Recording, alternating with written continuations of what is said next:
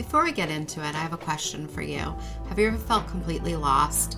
Kind of like being in quicksand. Either you found yourself and you need some help, or you haven't found yourself yet. I got you. We're going to help you get your happy life through your goals. I am Jen, your goal coach and the host of the Lost and Found podcast. We're going to discuss foundational work all the way to that big, bold goal of yours and how to break it down to achieve it, and everything in between. Now let's create your happy life. Let's get into this episode. Good morning. I am so excited to be here. It has been a long ass time coming. I haven't recorded in a bit. There's just been so much going on and so many things that have kind of happened. And my earbuds don't want to work. They're making crazy noises. So that's always fun. We are going to dive into today's episode, and excuse if I plan on putting this on YouTube one day, but if you are looking at me, it is 5:45 in the morning. I woke up and I said, I am going to do my podcast. I'm really feeling it, so this is how I am. Come see me how I am. I really wanted to do this episode for a few reasons. I wanted to do this episode because I really wanted to really talk about when you end a relationship. In my case, it was a marriage. It doesn't have to be a marriage by no stretch of the imagination, but when you end a relationship, it is a death. It's a death. That's just the way it is. I mean, it's a death with somebody that's still living. So it could be very painful. But this is not about the shitty parts of it. This is about how we find, one, how you find happiness after that. And two is how to help you cope through and deal through. And I think the phrase that I absolutely despised while I was going through this was, Jen, don't worry. Time heals all wounds. And I was like, oh my God, you gotta be kidding me. Like, please stop. But I want to say about that is, yes, time does heal, but I don't think it heals the wounds. I think time just makes them more palatable. So that is really where I want to kind of start and tell you a little bit about me and what my experience with divorce and my experience with getting back on track. I really thought also that there was definitely a need to do this episode because, hold on, I'm going to give some bones to some dogs. As I build my network I have a Facebook group. I call it the Goal Goddess Network. And that's kind of the basis of my goal coaching program, calling it the Goal Goddess Network. As I've met with these women a lot of them are facing the same things that I faced and have the same stories and are on the other side or are going through something very similar. So I really wanted to, one, break down kind of my timeline so you could see how incredibly long I went through this, and then kind of just talk through how we can find happiness at the end of a hard time. I hope that somebody can make this applicable to any trauma in their life, whatever it may be.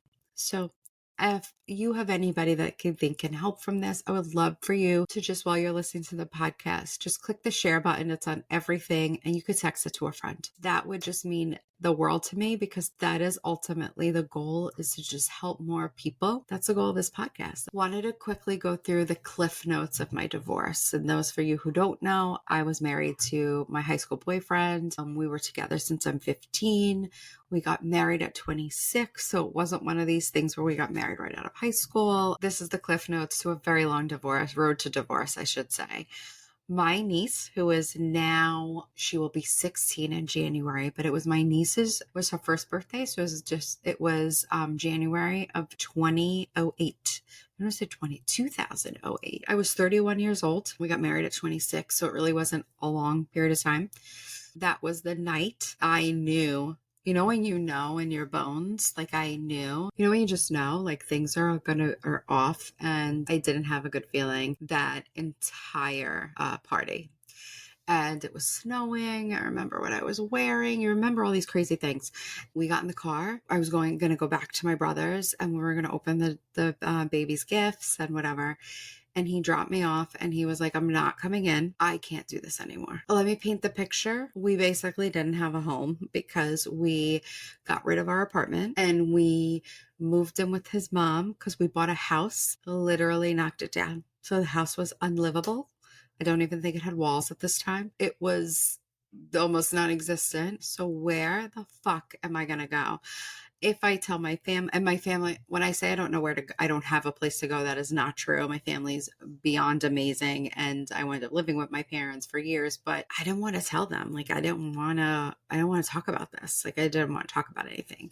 And if you say it to people, it's real. So that's a big thing. Just again, I'm not going to make this whole episode about my divorce, but we were separated from the 2008. We were together, and that was the beginning and the end, but it was insane. But we were officially, like, not legally, but just officially separated from 2009 to 2015. It was horrifying. It was hard. It was bullshit. It was just, I have no words. There's no reason why it should have gone this long. There were times where he told me he was working on it, but he wasn't. It was horrible. Anyway, the divorce was filed the very beginning of 2016. That's when I started my new job, about where I am now. So I believe I filed in February of 2016. I could be off a couple months. I filed in February, started my new job March 2016. Just nuts, like nuts on how long it took, you know? So I just wanted to like kind of set the picture and set the tone of like the timeline and the actual sheer amount of time. And I'm sure people have been separated way longer. I had a podcast that I did with Jen. You have to check that out. We called it the Jen with Two Ends, but I did with her. And in talking to her, she was separated for such a long time. And the reason why she didn't go through with the divorce was finances. That wasn't this case. In my case, it was about him still being very much in my life. We were still building our house, which was, I mean, if you build a house, it's so stressful. It's not even funny. Like, it's crazy stressful. And we were our own general contractors. The whole thing was just a fucking disaster. For such a long time, it was really about him saying that we were going to get back together, doing certain things where I felt that it was back together, like little things, like dumb things. But at the end of the day, I was just this little doll that was on his shelf. And when he felt like bringing me down to play with me, and I don't mean in that way, I mean play with me in a way of even acknowledging my existence and actually having conversations with me, he would bring me down and do that, and then put me back up. And I wouldn't hear from him for like weeks, like ignore all my phone calls. Nuts. Like the stuff was nuts. I mean, the writing was on the wall. I just didn't want to read the writing. I put blinders on. I put a blindfold on. I didn't want to hear from anybody. I did not want anybody's insight about what I should and shouldn't do. And I like literally cut people off, and I am not that person. I don't cut anybody off. It's one of my biggest problems. But if somebody tried to be like, I don't get it, like just divorce him. Like, I don't know. I couldn't deal with it. There's so many reasons of why. And I know now with a lot of work that I've done on myself, why all that happened and why I did that. But you don't realize it going there now. I will give a major amount of, and I know my best friend actually does not listen to this, but I will give her, I could cry even when I talk about it, because she knew exactly what I needed. She was just there for me and just knew what I needed. And what I needed was somebody to talk about it to, somebody to lean on, somebody that didn't tell me, I don't know what the fuck you're doing. Why are you doing this? And just, I don't know. She just gave me the space. Like, she gave me the space to be me. We talk about it a lot now. And she's like, oh my God, I just wanted to fucking shake you. I just wanted to be like, what are you doing? Yeah.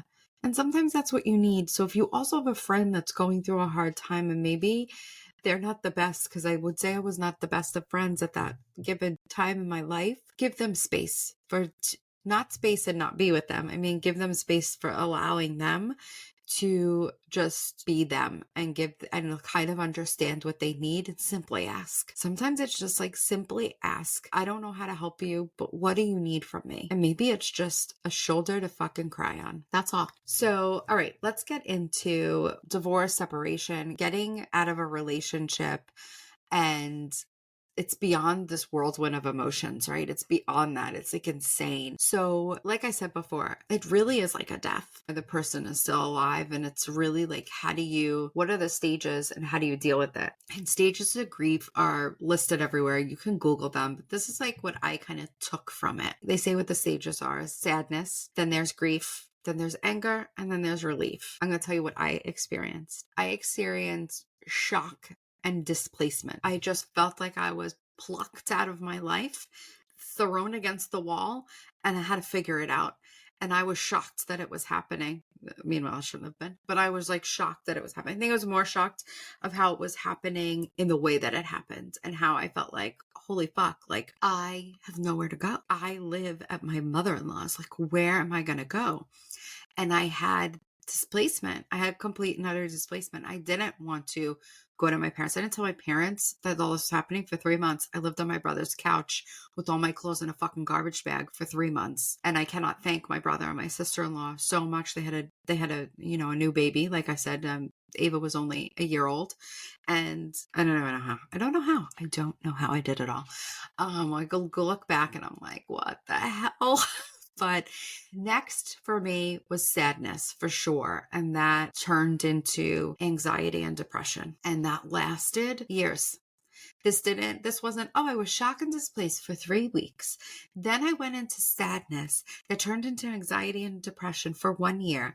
No, the sadness was, I want to say 4 years long. Like, so bad, so bad. Maybe it was more than 4 years. Like, it was just really bad. Then came anger. That came so much later, way too late. I think that I should say in this podcast, right? Be like the Rosie, you know, whatever. You know, you should feel your anger and then you should let it go. You need to forgive others. Blah, blah, blah, blah, blah. No, be fucking angry. Anger is it's going to be like banned, but anger was the driving force that set me and catapulted me out of the bullshit. And I didn't have anger for years. I had the shock and displacement and figuring out what the fuck I'm going to do and how this is going to, my family, I have a very big family. We're very, very close. I was like so worried about, I was worried about saving face. I'm not going to lie. I was worried about saving face. I was worried about being a failure in my marriage. I come from a family that my parents are so happily married. And like, I look up to them and I can't, like, they're so happily married, and my brother and my sister-in-law are so happily married. And then then there's me. I mean, I'm cool with it now. I'm totally fine with it. But I'm just saying back then I wasn't fine with it. But anger will catapult you through. And I had a lot of things to be angry about, a lot. Then relief came. And that was the day that I said, I am fucking done. And I do think that there was this shock in him too. It was very odd. But once it was like, yep, this is happening, like I was good. Ironically. I was so good. Then came happiness. And yes, happiness is on the other fucking side of this. I promise you, whatever you are going through, happiness is on the other side. It is. You do have to do a lot of self-development work, a lot of personal work that you wake up and you don't want to do because you're in a bad way. I promise you, I so promise you, and this does not have to go for divorce. It doesn't have to go for breaking up with somebody. It doesn't have to go for anything with relationships. Whatever you're going through, my God, I promise you that there is happiness on the other side. And I know it's hard to get there. Oh, I know it's hard. I do. I know. But I hope that this helps. That's what I hope. So I want to talk to healing into happiness in the next kind of like part of this. So I want to talk about that. So I saw this Instagram reel, right? And it was about when you're going through a hard time in life. And it could be like a breakup, like a divorce, any hard time in life, or anything that really rocks your world to the core, like busts you down, like anything. People around you might often say, and they think that they're helping you, and this happened in my case, but this is what people say, and this is not with any ill intent. You need to get over it. Enough is enough. It's time to move on. And maybe they don't say it in those ways, but like they think that they're helping you. They think that they're helping you push you. They think that they're helping you do that. You do have to heal in your own time. I do think that. But the one thing that I did that messed me up and I don't want anybody else to ever do, and it's not that I didn't seek help. In the beginning, the first year, I didn't. I sought help of how I can make my marriage work. Like I was like that, like looped. I was like that effed up about it. Like it was crazy. You have to heal in your own time, but you need to do the work. So take the anger, take the sadness, try to make the sadness fuel you, and try to think about, visualize your life on the other side. That's a great way to kind of kick yourself into some gear of like, I need to do action. And think about, visualization is a great tool for anything, and try to visualize yourself at the other end of it, and how does that make you feel? Focus on how that makes you feel. Think about, visualize it, and then focus on how that makes you feel, and let that be like a driving force to take some action. Because what I did was I didn't take action. I was in this state of sadness of like, I can't believe this is happening to me. But I was also in a state of, I'm just going to try to figure out, like, I'm going to call them. I'm going to do, like, I just wasn't, it didn't click. It just didn't click that, even if, just say that this separation, for me, this wasn't the case, but this could be for a lot of people. This separation was needed so that they can catapult forward in their relationship. Just say that that's the case, because it happens. It doesn't matter. You still have to work on you. You still have to heal you. No one is coming to fucking save you. No one is coming to heal you. Happiness is not coming from another person. This is the biggest thing that I learned through all of this. If I can give you one takeaway and one thing to learn through this, is happiness comes from you. No happiness in this world. And I know I don't have kids, and we'll get into that. I don't have kids. Even your kids can't sustain your happiness unless you're filling your own bucket, unless you are really being happy for you. You deserve to be fucking happy. Why do you have to rely on somebody else to be happy? I did a podcast with Karina a while back, and she is a self-love expert and all this stuff. And she's like, you got to be your own bestie. And she's 100% right. You have to be your own bestie. You have to be able to, like, I could be by myself. And I know people that can't do this, and they really have to figure it out and what that means to them. But I can have a day that I am 100% alone. I can go take myself shopping. I could take myself out for a cup of coffee. The other day, I took my computer because I needed to write a lot of things for my business. I needed to write some copy.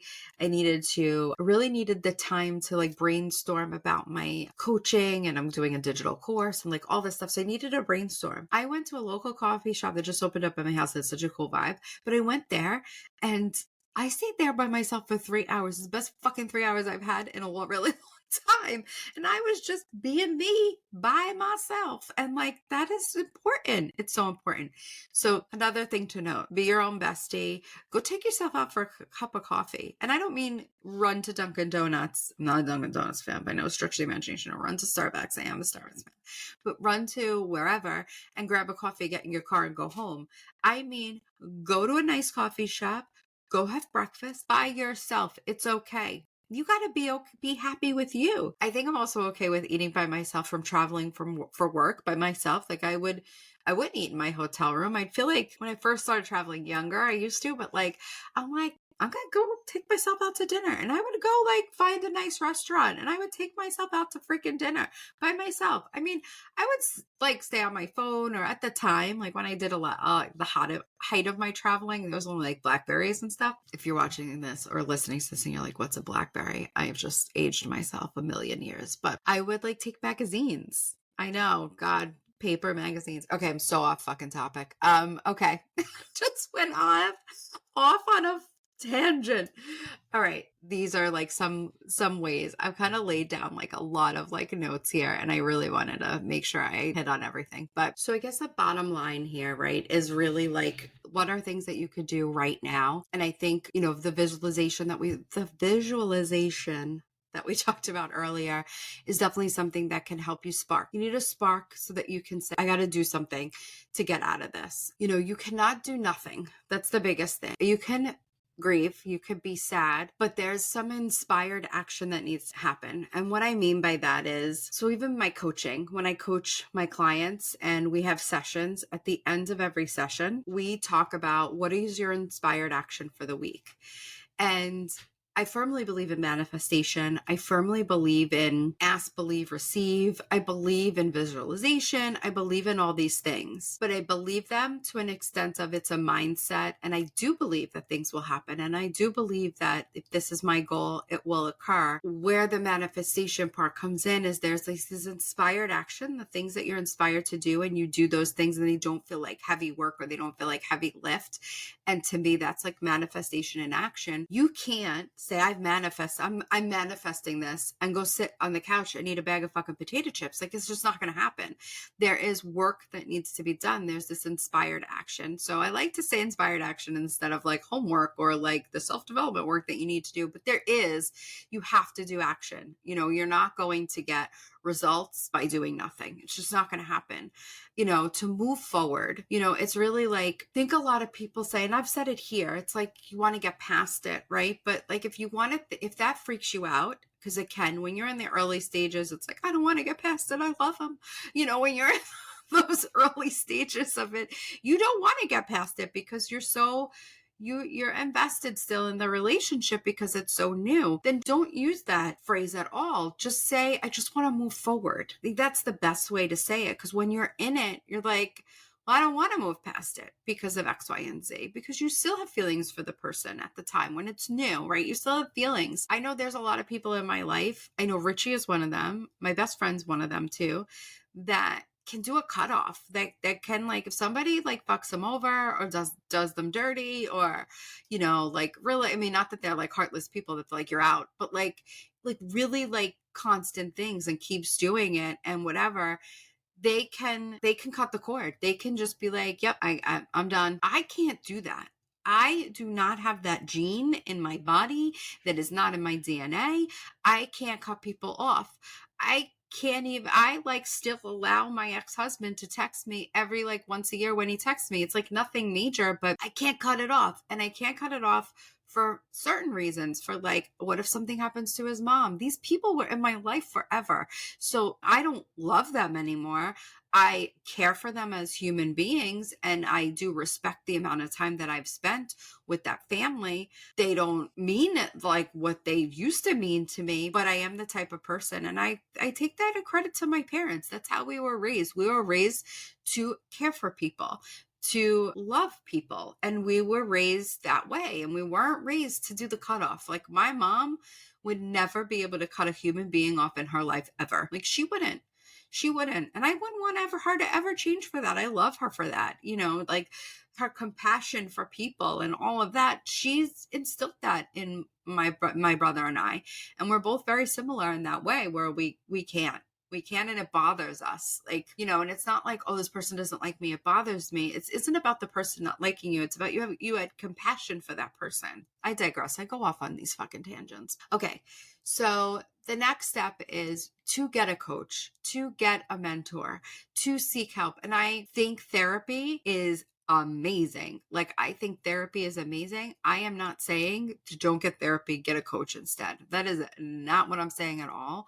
I saw about 10 therapists through my journey of my separation, and know that you can outgrow a therapist. And it doesn't mean that therapy doesn't work, because I did switch therapists because either they didn't work for me. I did a whole episode with my friend Andrea about therapy and how it's okay to therapy shop. I think it's important. Why I say a mentor or a coach is because a mentor or a coach keeps you accountable. A mentor or a coach is there to how I do my mentorship and how do I do my coaching. And I encourage you to text me in the mornings. I don't do it every morning because I don't want to be annoying, but usually about 3 to 4 times a week, I'm like, hey, good morning. How's your morning routine going? How's this going? How's that going? Or just, hey, good morning. I'm thinking about you. Because you're going through a fucking hard time. Like, it's not, it's just, that's kind of what a mentor and coach and the right mentor and coach would do for you. So there's tons of tools also that I have for free that you can download. If you go to my Instagram, which my handle is Jen Desiderato, there's a link there. Go to the link. There's a free ebook. There's also a free coaching session. If you just want to chat it out, I do offer one free session. If you want an exploration call for 30 minutes and see what this is all about, I do that too. but it doesn't necessarily have to be me. I just want you to make sure that you're finding that person, and it is beyond money well spent. Like, it is beyond money well spent. And I hope that this podcast is, a great way for you and a great free tool and free utilization so that you can really just try to help yourself. And then if you ever have any question, DM me. Come join my Facebook group. It's called the Goal Goddess Network, and just search it on Facebook. It's definitely in the show notes, but search it on Facebook. Okay, I digress again. Oh my gosh. But the idea of getting a coach, a mentor, and getting that kind of help is really because don't let it take the 8 years it took me, or 8 to 9 years that it took me. Don't do that to yourself. You have a whole life to live. I'm going to go into something that I did kind of touch upon before, and I was like, oh, we'll talk about that later. I lost my 30s. I lost my childbearing years. I always wanted kids. I don't have kids. It obviously became very much harder to have kids. I've tried to have kids, but I lost that. And I'm still dealing with the fact that I'm trying to forgive myself that I allowed this to happen for 8 years, that I don't have kids because of it. But I don't want that to be you. I don't want you to feel like, oh my God, I lost all this time. Even if you don't want to have kids, whatever it is, you just want to get your life back from this shitty time. That's what you want. Life is meant to live. That is why we're here. But life isn't meant to live on your fucking couch, like crying your eyes out. I'm all for a good cry. I think a day. I think 2 days. I think sometimes when I'm in a slump, and we all are in slumps. It all happens. Sometimes we can't even explain them. I had one last weekend. I couldn't explain why I was feeling bleh. Like, Richie was like, why are you feeling like this? Like, what's going on? Let me help you. Like, I want to help you. What can I do for you? And he was like, you want me to rub your feet? Do you want me to do this? Do you want me to do that? Like, I'll cook you dinner. What's going on? Well, let's go out, whatever. And it was just like, I don't know. I was probably freaking hormonal, whatever. I don't know. But I was just like, I just want to be on the couch. I just want to be on the couch. And I did that all day Sunday. And I was just like, Monday, I was like, snap back out. And I was that's what I do. I allow myself to feel my feelings too. I just don't allow it to go far. And that's a tool that I've sharpened. It isn't something that you learn overnight. And I just feel like you have to learn how to snap out of everything, or else you could take it to another level you don't need to be at. But I take these 3 phrases extremely important and extremely to heart. And I even take them so much that I have them plastered on the wall behind me. But it is if you can do these 3 things in any situation, lead with gratitude. Be grateful for the life that you have to get the life that you want.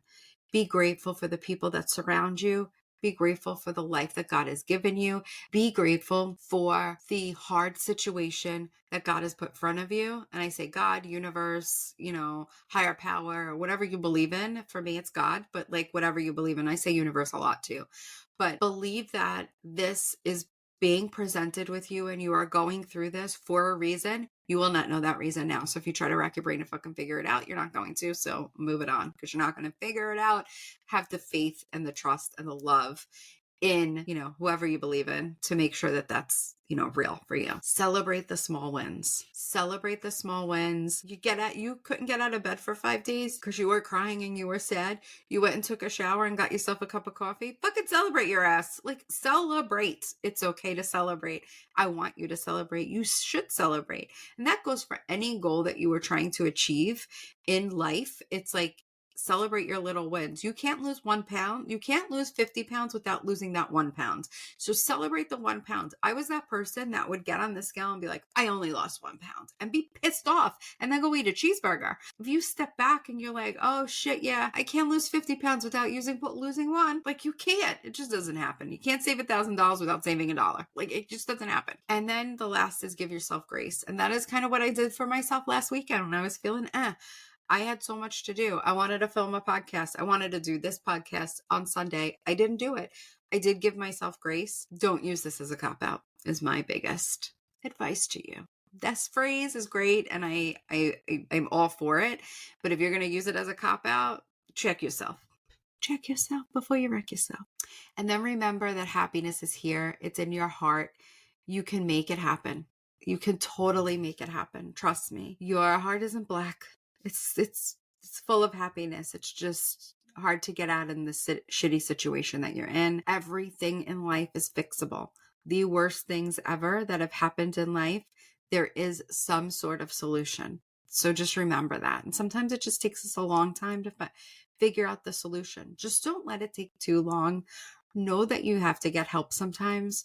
Know that you just need a partner, and that partner can be a coach or a mentor. I strongly believe in this work because it really will catapult you from, I'm going to try to do it by myself, and I'm going to a therapist, I'm doing all those things, and you feel good about it, and I'm doing all that, I'm going to try to do it by myself. But at the end of the day, months and months and months and months are going by, and you're in the same boat. So just know that it's fixable, and things can happen, because this is your time to rebuild. It's really hard to say, like, this is the ending that has happened, and how do I, rebuild from there? But look at it as a new beginning. Look at it as, like, how exciting is it that you could wipe this slate clean and you could start anew for yourself. You could do whatever the fuck you want. Think of it like that. Try to, at least get excited about like the possibilities of, like, this slate is clean. What can I do? I mean, what can I have? When I decided that I was going to get my divorce, I quit my job. I got a new job first, because I can't quit a job without another job. I just, not in me. It's in other people. It's just not in me. But I got a new job. Like, I was just like, no, I got to wipe it clean. I need clean everywhere. And that's kind of what I did. But I want to hit on two things. I want to hit on, one is, you can love again. You can trust again. Use your gut. Go with your feelings. I went into the dating scene because I was like, I've never dated. I mean, remember, I was with my husband since I was 16, boyfriend at the time, since I was 15, like 15 years old. I don't even know what a date is. Like, I don't even know. Like, I don't even know. I had fun, and I was looking more for companionship, and some dates that's for time for another day. That is like a time for another day. But some were frightening. Some were, fine, whatever. And so they were companionship and all it is. And then Richie walked into my world, and it's so funny because ended a breakup, similar timeline as when I ended, like when I was like done. He was done with his relationship. I was going into these dates and going into these things as, I just want companionship. I want to have fun. I just want to like date. Like, I've never dated. I do not want a relationship. Like, I didn't do this to say, because at this time I felt so good just being with me. Like, I lived in the house that we built at the time until the divorce was final. Once the divorce was final, we were selling it, but I did live there. So I was living there. I was just doing me. I just got my dog. Like, I was like so excited to have this like new life. And I didn't really want a relationship. But then like Richie walked into my life, and like this is so crazy because I said this to him on our first like date. It was not really like a date. We kind of like met first. And then we went on a date, like, I think 2 days later. But we were chatting online. We met on a dating app, and we were chatting online, and then met for a few hours. And then I just said to him, I was like, I feel so comfortable, or you're so comfortable, or something like that, I said to him. And like, that was the most important. I never felt comfortable in my other relationship. Like, in my marriage, I didn't know that at the time, but I was always on eggshells. I was always hyped up. I was always like, like tight, like angst. Like, it just, I don't know. I was always, because I was judged on what I ate, what I looked like, how I acted, what I said. Like, I was just judged on everything. And like, car rides home would just be about everything I did wrong. And then like, Richie came into my life, and it was just comfortable. I just felt so comfortable, and I could be 100% me. I am 100% me 100% of the time with him. And it's to this minute. And we've been together now 6 years, going on 7 years. So just know that whatever it is, there is a light is at the end of the tunnel. You can love again, and go into it. Just my biggest advice is just not try to find your next husband or your next, boyfriend, and just go into it of like, this is a night out that's just going to be fun, or it's an experience if it's not going to be fun. Like, just like, because there's going to be some duds. That's just what happens. I want to end this with a couple of things. I did a reel in the beginning of October, and it was just about me being a goal coach and like things I wish I did sooner. So I really wanted to kind of read these off because I felt like they were so powerful, and they're in the caption of the reel. I'm going to put the link to the reel, the show notes, so you can see it for yourself. But it's really about the captions and not about the reel. But it would be great if you give it a little like boost my algorithm, because Instagram doesn't love me.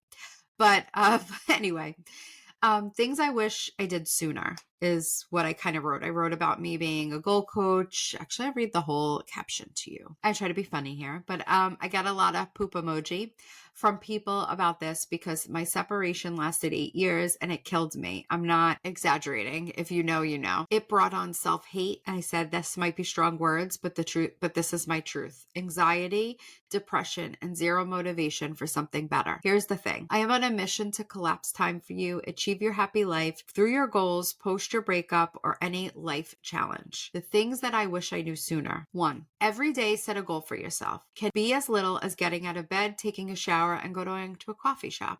Said that before. 2, understand and know that you are in control. Everything will work out for you. It's just hard right now. Choose you. And this is what we were talking about earlier, when you really want to choose yourself and be your own best friend and be all those things. It's like you have to choose you. 3, don't listen to people that say just get over it. Feel your feelings. Everything in your own time. Just take steps for a better tomorrow every day. 4, learn real quick that happiness comes within, never from another person. These are all things we kind of talked about. Don't sit around and be upset for more than 10 minutes. Feel the feels, but then keep it moving. And the reason why I say that is because when you're in a bad way, it's like allow yourself, you want the good cry? Like we all do. I love a good cry. Like allow yourself for 10 minutes of the good cry, and then you got to get up. You have to get up. I mean, you could get up whimpering, that's fine, but get up and walk around. When you're like in the depths of the depression and the depths of the whole thing, you gotta keep it moving. The only way to kind of get out of it a little is to constantly keep it moving. I used to pack my calendar when I was starting to like really like, okay, I gotta come out of this. I gotta like do stuff. I would like pack my calendar and I would just be like, I gotta keep going, gotta keep moving, gotta keep doing the things. So that's just a little advice. And then we have journal. And when you write the bad, this is a good one. This is a really good one. We should talk about this. But journal. So when you write the really bad shit, the really negative things, when we're going through, and that's so therapeutic and so good, and you should be doing that.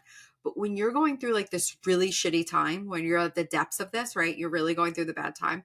You have a tendency, because that's what I did, to go back and read the journal and like relive what you wrote. You're like reliving it, and then you're putting yourself in a funk. So what I like to do is when I'm journaling about something it's really bad and it's really negative and I'm pouring my shit out on the page, I rip the page out and I burn it. It's amazing. You're gonna love it. Oh my God. Please send me images of you. Don't burn your house down. Just burn it in your sink. That's what I did. Put the sink with water, like at the bottom of the sink, all water, burn it over there. And then, have the water running. So it's like, you're not doing a dumb thing, but so good. I want to know. Put this on your stories and tag me. That's what I want. Okay. And then lastly, and we talked about this, is get a mentor, a guide, a coach, someone to help you collapse time through this difficult time. I hope that this episode totally helped you. I really, really hope. What I would love for you to do, I just started. It's actually launching soon. It's called The Spark. It's a 7-day goal challenge. It is the perfect way. If you're going through shit, this is the perfect way to do it.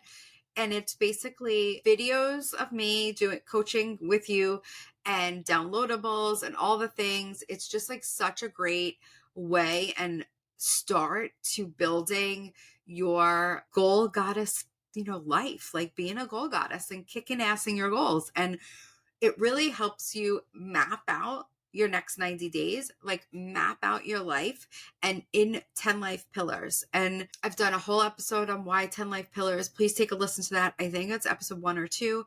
Oh my God. I feel so passionately about this. It's only $44 and it's just like so amazing. And there's an app you can get to it from. Like you don't have to sit in front of your computer. You could do it on the go. Downloadables you can print out yourself. So amazing. I am like so excited for this. Tell a friend. And what I love about this is that you could do it with your friends. Like have your friends do it with you, and you're on a platform where you can like talk about it, converse about it, and Yeah, it's a community platform. It's all the things. And then I will come live at the end of the 7 days. So depending on where you start, but at the end of the 7 days, I will be doing a live Q&A. You're going to love it. I am so excited. So please join me. I will put the link below.